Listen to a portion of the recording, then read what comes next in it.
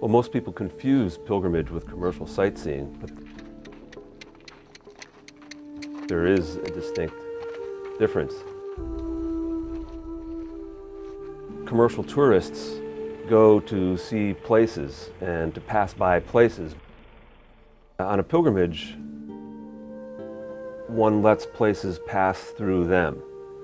We let people and places pose questions to us about the responsibility of discipleship in the face of what we see, about our role as Christians in light of what we're learning, about how we use what we're learning and put it to work in a particular context. It's not just a nostalgic jaunt through a spiritual Disneyland.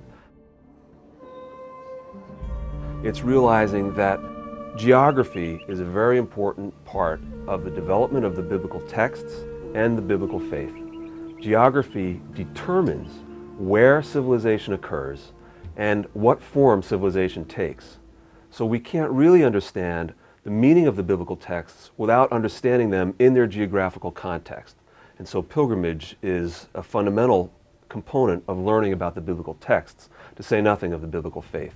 The pilgrim always asks the question, what difference does it make? What do I do with what I've learned? GBCS, in its mission, is wanting to help the churches and individual Christians in the churches understand their responsibility in our world. We call it interrogative pilgrimage, where the sites pose questions and require us to digest the questions and meditate about what our response will be in light of what we've learned, in light of what we've seen.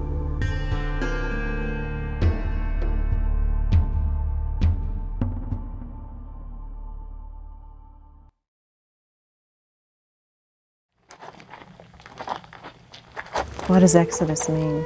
It's not as so much just the physical journey as it is the spiritual part of that too. The becoming a people, but also to even be transformed by that experience, by the actual movement. It's much more complicated. Of course, the Exodus narrative is primarily a story of liberation for the people of Israel. And to the extent that it is about liberation, it resonates very deeply in people throughout history. This is why their original foundational mythology has become part of our scriptures. Because the story of liberation from oppression, from enslavement, with the intervention of God, is a very powerful, compelling narrative. As far as that goes, who could have any problem with it? This is an uplifting story. God cares about God's people.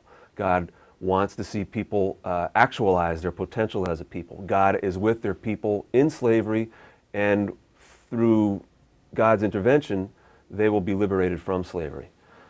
The problem is when that narrative is expropriated, extracted from an ancient time period, and applied in a new context in a way that it was not meant to do. We have the stories of the ancient Israelites.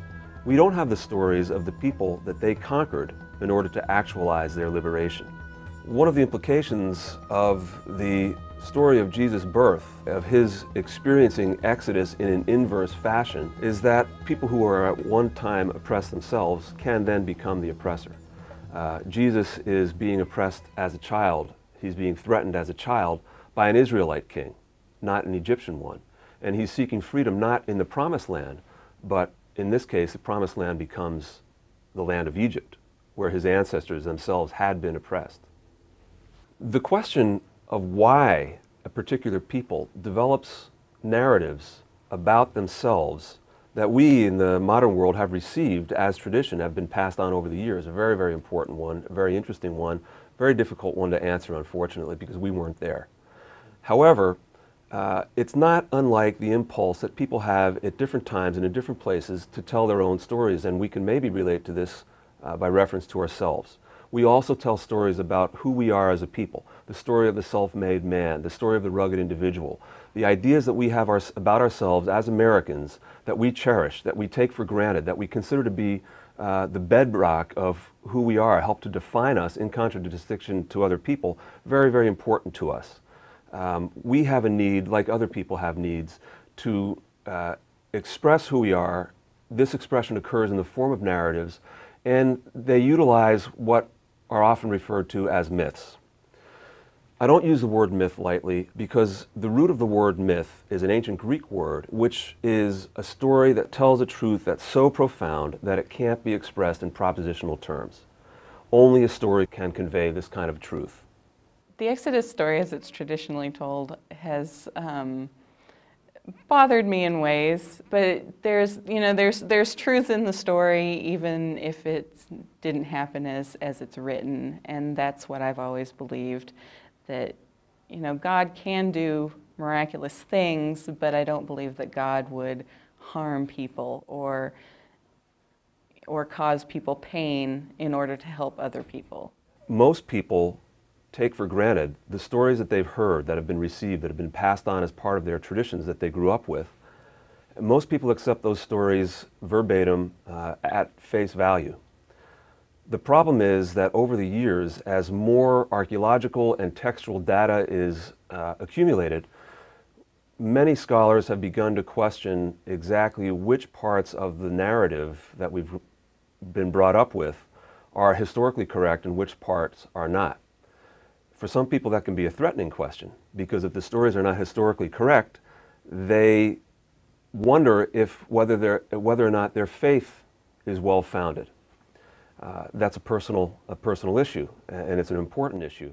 The Exodus story has always meant for me liberation, a moving from a state of oppression or enslavement to a freedom, whether that's a personal journey or a more national journey. I've never been hung up on understanding it historically, but I still think it's a powerful story. It's safe to presume, it's safe to say that the narratives of the Old Testament were never meant to be applied in the 21st century. When they are expropriated in that way and applied crudely, they can be very damaging.